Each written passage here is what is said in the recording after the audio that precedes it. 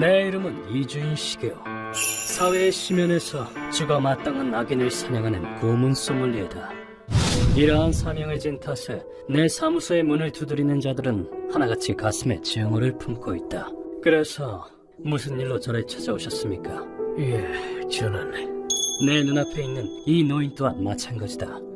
재산을 노리고 제 딸과 한 살 배기인 손자를 죽인 사위를 지옥으로 보내주셨으면 합니다. 선글라스 너머로도 느껴질 만큼 노인의 두 눈은 분노로 타오르고 있었다.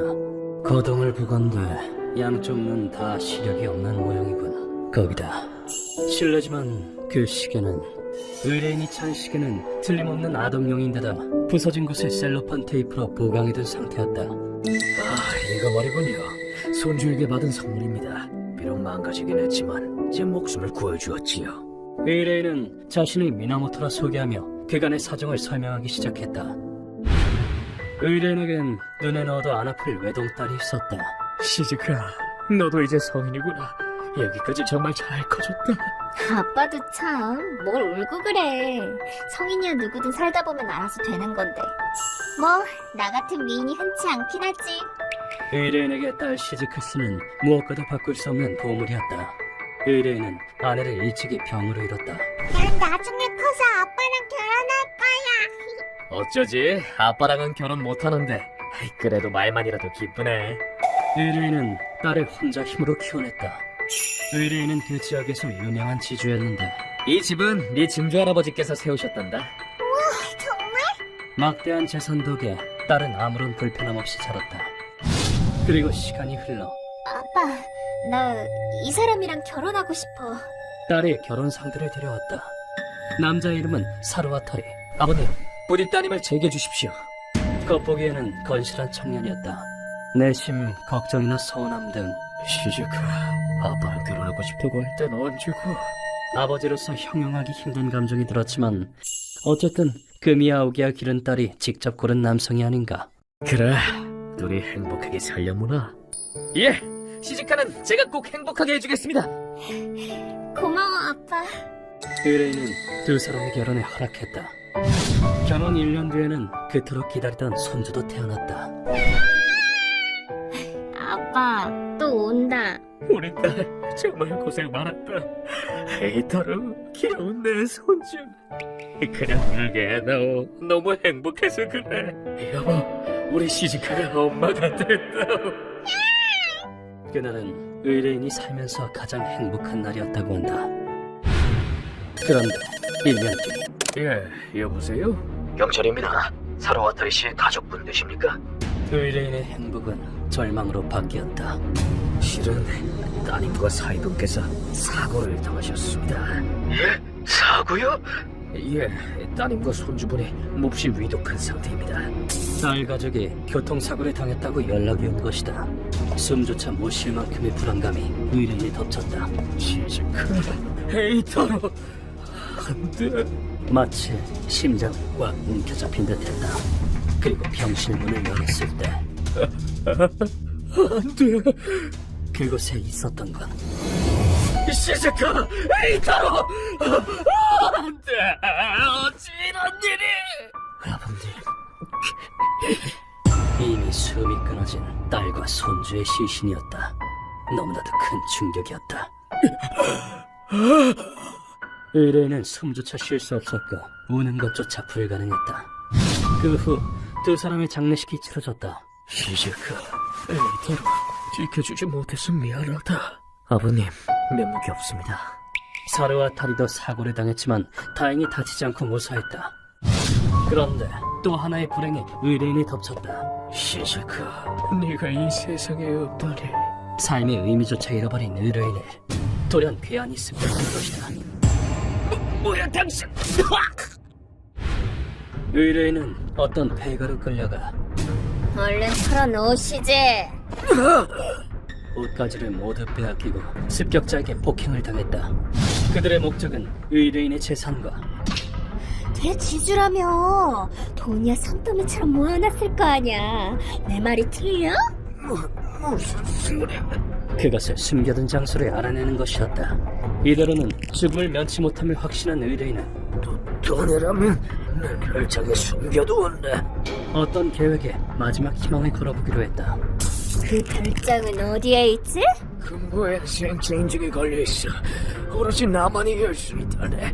그들이 그토록 탐내는 재산을 미끼로 삼아서 그 후 의뢰인은 산 위에 있는 별장으로 납치범들을 안내했다. 그리고는 잠긴 별장 문을 여는 척을 하고 지금이다! 저 빌어먹을 영감탱이! 도망을 시도했다. 하지만 의뢰인은 나이가 많았고 거기 서지 못해! 납치범들에게 고문을 당해 피폐해진 상태였다. 결국 의뢰인은 얼마 못 가 옥면을 쓴 남자에게 공격당해 양문이 다쳤다. 하지만 의뢰인은 마지막 남은 힘을 쥐어짜내어 별장 옆에 낭떠러지며 몸을 던졌다. 낭떠러지 밑에 수심이 깊은 강이 흐른다는 걸 알게 던진 기사회생의 한 수였다. 그 후 수심 얕은 강가로 떠내려온 의뢰인은 저기 봐! 사람이 또 내려왔어! 상처가 심각해. 옷도 다 벗겨져 있어! 낚시꾼들이 발견했다고 한다. 그렇게 의뢰인은 목숨을 건졌지만 점심 드실 시간이에요. 뭐 떠오른 건 없으시고요? 큰 문제가 하나 있었다. 낙하하던 중 머리에 살게 부딪히는 바람에 아니요, 아무것도 기억이 안 납니다. 기억을 잃어버리고 만 것이다. 신원을 나타내는 물건도 없었을 뿐더러 폭행을 당해 얼굴도 변형된 탓에 그 시계 계속 차고 계시네요. 아끼시는 물건인가 봐요. 병원 측도 의뢰인의 신원을 알아낼 수단이 없었다고 한다. 모르겠습니다. 그냥 어쩐지 잃어버리면 후회할 것만 같아서요. 그런데 요양 생활을 이어나가던 중 할아버지! 장난감 시계에서 목소리가 흘러나왔다. 혀 짧은 유아의 목소리. 기억났다. 그것은 손주의 목소리였다. 손주의 무구한 목소리를 들은 순간 의뢰인은 잃어버린 기억을 모두 되찾았다.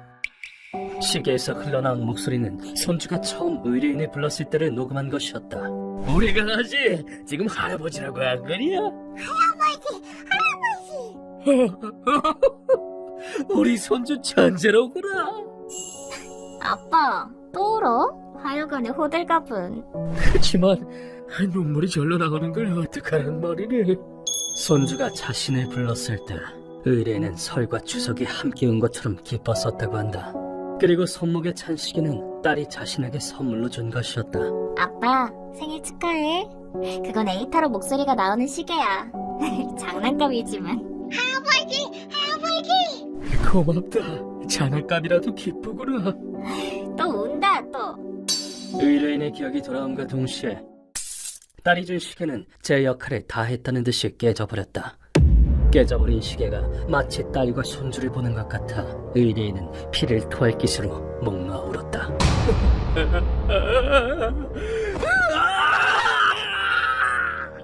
의뢰인의 눈에서는 피눈물이 흘렀다. 그때 의뢰인이 찾아온 한 명의 남자가 있었으니 여기 계셨군요. 그동안 찾았습니다. 카제탄이 코쿠엔가이의 정보상이었다. 의뢰인이 타인에게 토지를 임대할 때 뒷조사를 담당했던 사람이 바로 카제탄이었다. 3번가에 가게를 내고 싶다던 업자 말입니다만 조사 결과 한브레와 연관이 있음을 알아냈습니다. 그랬단 말이지. 그럼 거절해야겠구만. 그때의 연으로 카제탄이는 온갖 수단을 동원해 의뢰인의 행방을 찾았다. 카제탄이에게 의뢰인이 가장 먼저 물은 것은 사루와 다름은 내 사위는 무사한가? 사위의 안부였다. 하지만 카제탄이의 입에서 튀어나온 말은 선생님, 그 사위는 말입니다. 처음부터 선생님의 토지와 재산을 노리고 접근한 겁니다. 너무나도 충격적인 사실이었다. 그런 말도 안 되는. 대체 어찌된 일인가? 놀랍겠지만 사실입니다. 알아두셔야 할 것 같아 말씀드리는 겁니다. 마음 단단히 먹고 들어주십시오. 카제탄이는 말을 이어갔다. 시즈카 씨와 에이타로를 살해한 것도 선생님을 습격한 것도 사루와타리 그놈입니다. 시즈카 씨와 결혼한 이유도 모두를 죽이고 선생님의 재산을 손에 넣기 위해서였습니다. 처음에는 카제탄이의 말이 이해가 가지 않았다고 한다. 사루와타리는 더러운 면모를 숨기고 있었다. 여보, 오늘도 늦어? 에이타로 첫 번째 생일인데. 야근이 길어져서 미안, 생일인데. 아무튼 오늘 못 들어가니까 그렇게 알고 있어. 놈은 카란이라는 한글의 집단의 보스였다. 아빠가 돼서 못됐다 정말. 아무렴 어때? 그딴 촌스러운 여자랑 애새끼 따위 어차피 돈줄에 불과한걸. 그리고 자신의 애인인 타케시마를 부두목으로 두고 있었다. 놈은 그 아들을 이용해 자신의 아내와 아들을 살해했다. 도로에 사람이 쓰러져 있잖아. 여보, 당신은 에이타로랑 차 안에서 기다려. 내가 나가서 확인해 볼게. 알겠어. 저기요, 괜찮으세요? 놈은 부하더러 자신이 지나는 도로에 쓰러져 있을 것을 명령했다. 그리고 사루아타리가 차에서 내린 그 틈에 트럭 한 대가 빠른 속도로 달려왔다. 그리고 추돌 사고를 위장하여 아무 죄도 없는 두 사람의 생명을 무참히 빼앗은 것이다. 에이타로. 안돼, 글렀어. 혼자뒀어. 일은 잘 풀렸나? 그나저나 참 오래도 끌었어. 그러게, 저 멍청한 건 죽으니까 속이 더 흐르나네. 참고로 트럭 기사는 놈에게 빚을 지고 노예처럼 이용당한 다중채무자였습니다. 그 남자가 듣고 보니 그래, 자기 처자식이 죽었는데도 그놈은 눈물 한 방울 흘리지 않았어. 그리고 검은 복면을 쓴 그 남자의 목소리, 설마 그놈이었다니. 놈의 계획은 이러했다. 우선 별장에서 돈이 될 만한 물건을 대량으로 훔쳤다. 그냥 창문 깨고 들어오면 될걸. 괜히 고생했네. 오케이, 이만하면 충분하고. 그리고 의뢰인의 사망을 확정지음으로써 그 높은 데서 떨어졌으니 살아남진 못했겠지. 그 양반 요트도 가지고 있겠다. 해난 사고로 처리해둘까? 좋네. 유산도 받을 수 있고 완벽해. 막대한 유산을 손에 넣는 것이었다. 광분하는 의뢰인에게 카즈타니가 말했다. 경찰에 신고하는 건 위험합니다. 살아있다는 걸 들키면 놈들은 혈안이 돼서 선생님을 찾아 죽이려 들 테니까요. 그리고 선생님을 죽이고 나면 경찰에 대타를 세우겠죠. 악마 같은 놈들이! 의뢰인은 시력을 잃고도 놈들에게 복수하리라고 맹세했다. 놈들에게 천벌을 내릴 수만 있다면 목숨 따윈 아깝지 않네. 설령 죽는 한이 있어도 복수하겠어! 그렇게까지 말씀하신다면 선생님의 소원을 이루어줄 사람을 소개해드리죠. 이렇게 해서 의뢰인은 내 사무소의 문을 두드린 것이다. 모든 이야기를 마친 뒤 의뢰인은 선글라스를 벗었다. 이런 부탁을 드리는 게 인륜에 반하는 짓이라는 건 잘 알고 있습니다. 보시다시피 이런 몸으론 복수조차 할 수 없습니다.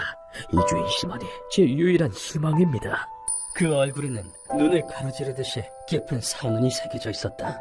의뢰인은 손을 더듬어가며 의자에서 내리더니 쿵쿵 소리가 날 만큼 세게 바닥에 머리를 찧었다. 이주인 씨, 당신은 아주 대단한 분이라고 들었습니다. 이렇게 부탁드립니다. 제 딸과 손주의 원수를 갚아주십시오. 미나모토 씨. 그리고는 가슴속에서 쥐어짜내는 듯한 목소리로 내게 애원했다. 다음 순간 의뢰인의 없는 두 눈에서 피눈물이 흘러나왔다. 딸은 죽은 아내가 남기고 간 보물이었습니다. 손주가 태어났을 때 눈물이 절로 나왔습니다. 그런데 그놈은 제 딸을 속이고 쓸모가 없어지자 쓰레기 처리하듯이 살해했습니다. 그 악마를 지옥에 떨어뜨릴 수만 있다면 지금 당장 목숨이라도 내놓겠습니다. 그것은 사랑하는 딸과 손주를 빼앗긴 남자의 필사적인 통곡이었다. 이 한이 서린 애원을 난 도저히 거절할 수 없었다. 알겠습니다. 당신의 분노는 제가 책임지고 범인에게 똑똑히 가르쳐주겠습니다. 딸과 손주와 함께 살고 싶었습니다. 이 한을 거두지 않고서 어찌 고문 소믈리에라 칭할 자격이 있겠는가. 돈 때문에 여성을 속인 것도 모자라 저 자식을 가차없이 살해한 죄. 역겨운 놈 같으니 네 놈이 손에 쥐는 것은 돈이 아니라 지옥으로 가는 뒤태뿐이다. 이놈에게 편하게 죽을 권리 따윈 없다. 공범인 그 여자도 마찬가지다. 의뢰인을 배양한 뒤 나는 카즈타니를 만났다. 그 의뢰 말입니다만 다소 일이 꼬여버렸지 뭡니까? 무슨 일이죠? 그 두 사람 돈을 손에 넣자마자 미국으로 날아갔거든요. 카즈타니의 정보에 따르면 퍼스트 클래스는 이런 느낌이구나.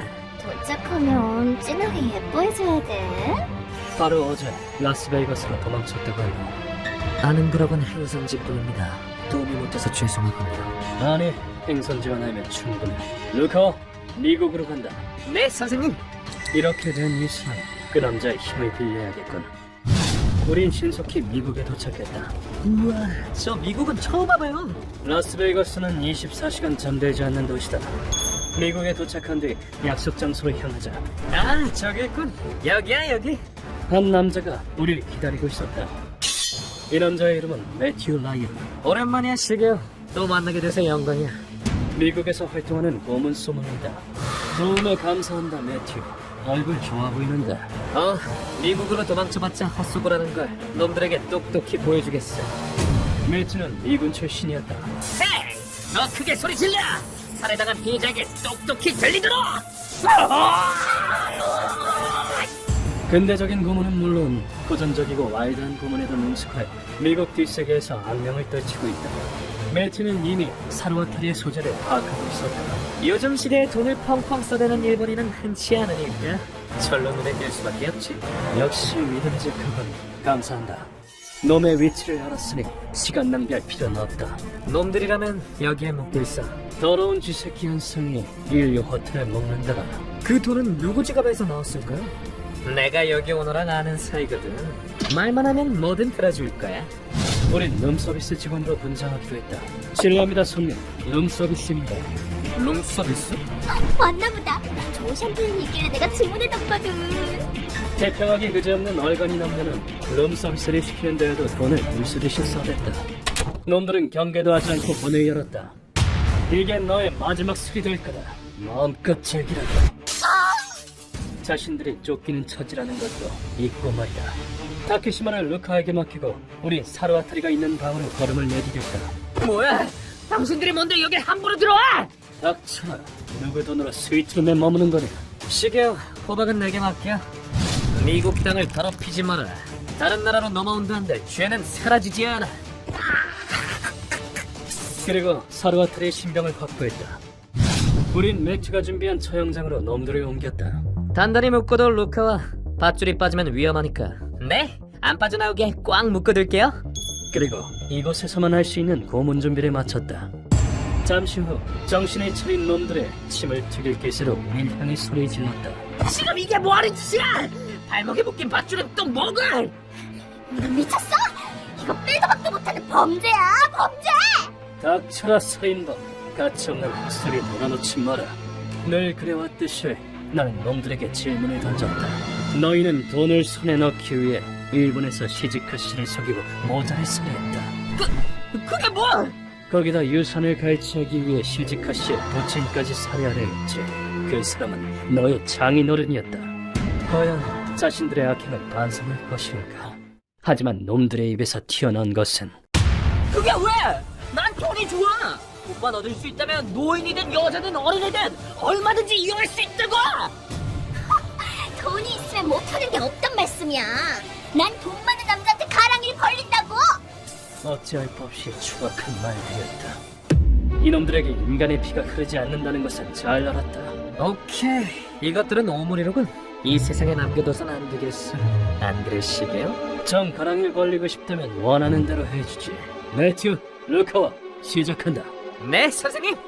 그렇다면 이쪽도 냉혹한 악마가 되는 수밖에. 그러자 매튜는 너희 차례다, 이 얘들아. 오늘도 마음껏 날뛰렴. 두 마리의 거대한 소를 데려왔다. 그리고 놈들의 발목과 이어진 밧줄을 아주 고통스러울 거야. 각오해. 소들의 뿔에 각각 동연했다. 그리고 매튜가 지시를 내림과 동시에 고! 이 얘들아, 찢어버려! 소들이 좌우로 나뉘어 일제히 달리기 시작했다. 그와 동시에 멈춰! 놈들의 발에 묶어둔 밧줄이 양옆으로 팽팽하게 당겨졌다. 그리고 밧줄이 끝까지 당겨졌을 때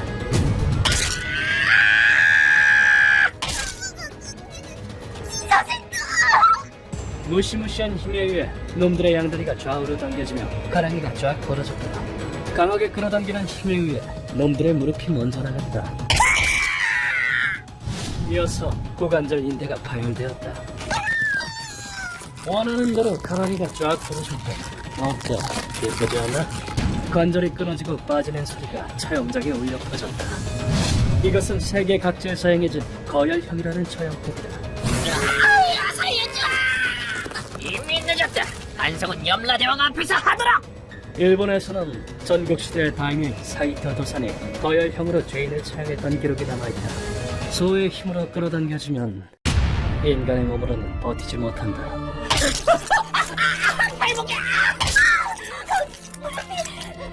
무릎이 떨어질 것 같아. 발목, 무릎, 고관절이 빠지게 되고 끝에는 가랑이가 찢어져 죽음에 이르게 된다. 놈들의 숨이 끊어지기 직전 나는 마지막 선물을 선사했다. 너희에게 앞을 볼 권리는 없다.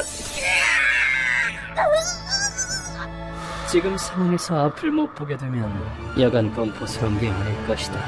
그때였다. 살려주세요. 아파요. 이러다 찢어지겠어요. 자주 할게요. 무서워요.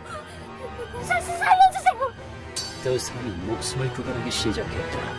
그 말을 듣고 나는 놈들에게 다가갔다. 돈이 있으면 뭐든 할 수 있다고 하지 않았나? 그럼 어떻게든 해봐. 이들의 말을 내가 들어줘야 할 이유는 없다. 그리고 말이야, 너희가 돈을 좋아하는 것처럼 나도 고문을 좋아하거든.